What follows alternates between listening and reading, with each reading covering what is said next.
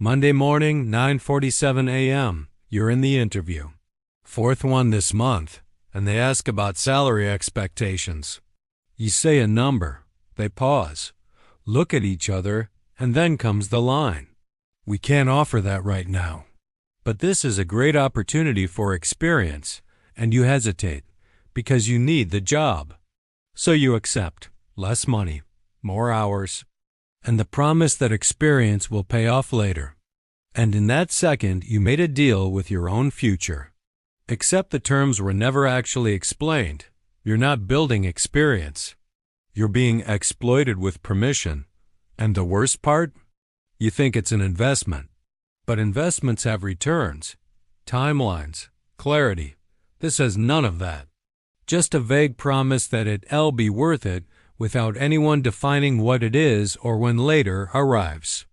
And in a moment, I'm going to show you the exact moment when temporary sacrifice became your permanent condition. Because it doesn't feel like a trap when you're walking into it. There's a word they use. Opportunity. Not a raise, not equity. Not a concrete timeline. Opportunity.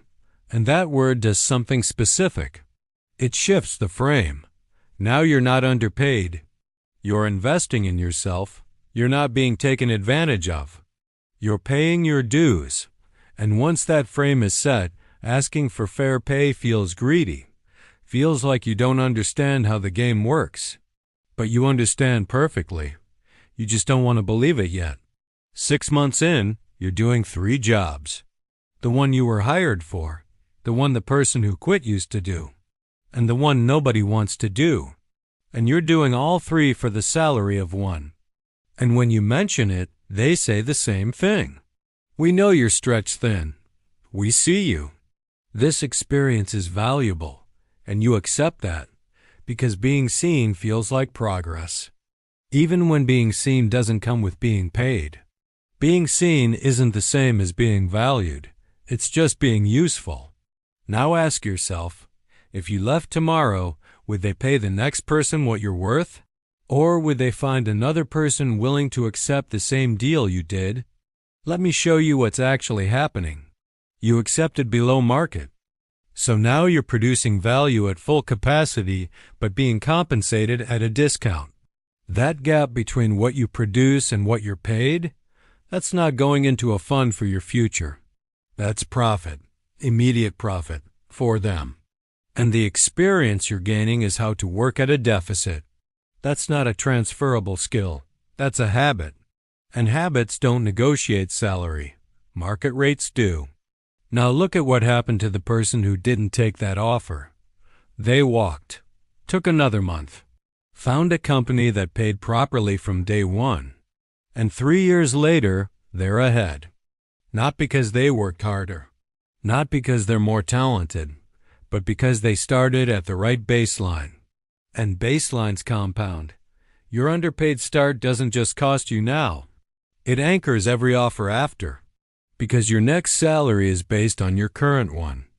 You didn't just accept less money. You accepted a lower ceiling. Tuesday, 11:23 p.m. You're still at your desk.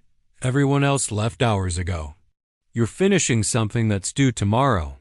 Something that could have been done in normal hours if the workload was distributed properly. But it's not, so you stay. And you tell yourself this is what commitment looks like, that this is how you prove you deserve more later. But nobody's tracking these hours. Nobody's keeping score. You're giving them for free. And free labor doesn't create obligation. It creates expectation. You're not building credit. You're setting the standard for what you'll accept. There's a meeting you're not in. Happens every quarter. They discuss budgets, promotions, raises, and your name comes up. Not because of the extra hours. Those are assumed. Expected. Your name comes up because of cost. Can we promote them without a major raise? Can we keep them motivated with a new title? And if the answer is yes, that's what they do. Because you've already proven you'll work for less than you're worth. You train them to undervalue you, and they learned. Here's what nobody tells you about experience. The kind that actually opens doors isn't earned by grinding. It's earned by being in the right rooms, working on visible projects, learning from people who are where you want to be. And if you re-stuck doing overflow work for underpay at a place that calls it opportunity, you're not getting valuable experience. You're getting tired, and tired doesn't transfer. The experience that pays isn't volume. It's proximity to power. 14 months in, you realize the goalpost moved. When you started, it was 6 months, then we'll revisit salary. Then it became let's wait until the next funding round. Then, once this project launches. And now it's we'll discuss it at your annual review. And each time you accepted the delay because you'd already invested time. And walking away now would mean those months were wasted. But that's not how it works. Those months are already gone. The question isn't whether to waste them. It's whether to add more to the pile. Every day you stay is a new decision to accept the same deal. This seems small, but the cost is generational. Let me show you the math. Starting 10,000 below market doesn't just cost you 10,000. It costs you that amount every year after, because raises are percentages. So if you start low, every increase is a percentage of low, and the gap widens. In 5 years, that 10,000 gap became 30, 40, and you can't close it by working harder. You can only close it by resetting your baseline, which means leaving. You're not stuck because you lack experience. You're stuck because you're underpaid in the years that set your trajectory. Now look at the person who started with you. The one who left after 8 months. The one you thought gave up too soon. Where are they? Higher title, better salary, clearer path. And you stayed. Because you're not a quitter. Because you wanted to see it through. And what did that loyalty earn you? A thank you in a company-wide email and the knowledge that you could have left 2 years ago and been better off. Loyalty without equity isn't virtue.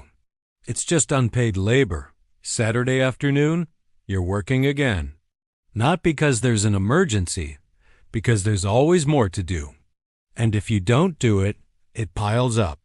And the pile becomes the reason you can't take time off, can't disconnect, can't stop. And you look at this and think it's temporary. That once things settle, it'll get better. But things don't settle. They expand. Because the more you prove you can handle, the more they'll give you to handle. You're not proving you deserve a promotion. You're proving you'll work for free. The problem isn't just this moment.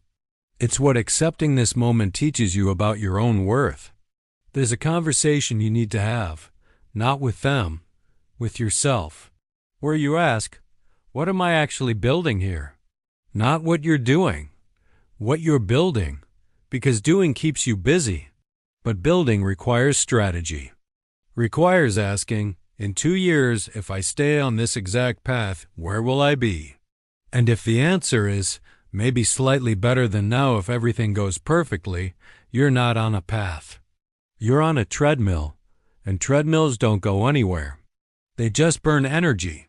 Now think about who actually got promoted in that company. Was it the person who worked the most weekends? Or the person who worked on the visible projects? The person who stayed latest? Or the person who knew which meetings to be in? Because effort without visibility is just exhausting. And exhaustion doesn't negotiate. Leverage does. You've been optimizing for effort. You should have been optimizing for positioning. Here's what they know that you're just now learning. The experience pitch works because it exploits hope. Hope that sacrifice now means security later. Hope that the system rewards patience. Hope that doing the right thing leads to the right outcome. And hope is powerful. It keeps you working, keeps you quiet, keeps you accepting conditions you know aren't fair. Because admitting you were wrong about the deal means admitting you wasted time. And that's harder than just continuing. But continuing doesn't make the deal better. It just makes the loss bigger. Let me show you the sentence that should have been your red flag. We're a small team, so everyone wears multiple hats. Translation. We're going to make you do work that should be 3 positions, pay you for 1, and frame it as a growth opportunity so you don't complain. And you didn't complain, because complaining seemed ungrateful. Seemed like you didn't understand startup culture, didn't understand hustle. But hustle without compensation isn't hustle. It's just being used. Now ask yourself, how much longer are you going to let a vague promise dictate your present reality? There's a cost nobody warned you about. You're not just losing money. You're losing the energy to fight for better. Every month you accept less than you're worth, it becomes a little more normal. A little more just how it is. And eventually, asking for market rate feels aggressive, feels like you're being difficult. And you don't want to be difficult, so you stay quiet. And staying quiet becomes your strategy. And that strategy doesn't build careers. It ends them. You're not being patient, you're being conditioned. Here's the truth you're avoiding. The people who sold you on pay your dues didn't pay theirs, they negotiated. They demanded equity. They walked when the terms weren't right. And now they're on the other side telling you to accept what they never did. Not because it's good advice, because it's good for them. They're not mentoring you, they're protecting their margins. You're not building experience. You're building someone else's company with your underpaid labor. And the experience you're actually gaining is how to accept less than you're worth, how to justify exploitation as opportunity, how to stay in bad deals because you've already invested in them. That's not a skill that helps you. That's a pattern that traps you. Stop calling it an investment. It's a discount on your own value. You're not stuck because the opportunity was fake.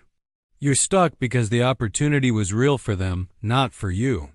And the worst part is you'll keep accepting it until you realize experience was never the payment. It was the excuse they needed to not pay you properly. In the next video, I'm going to show you the exact questions to ask in an interview that expose whether they re-offering real opportunity or just repackaged exploitation. Because once you see the pattern, you can't be fooled again.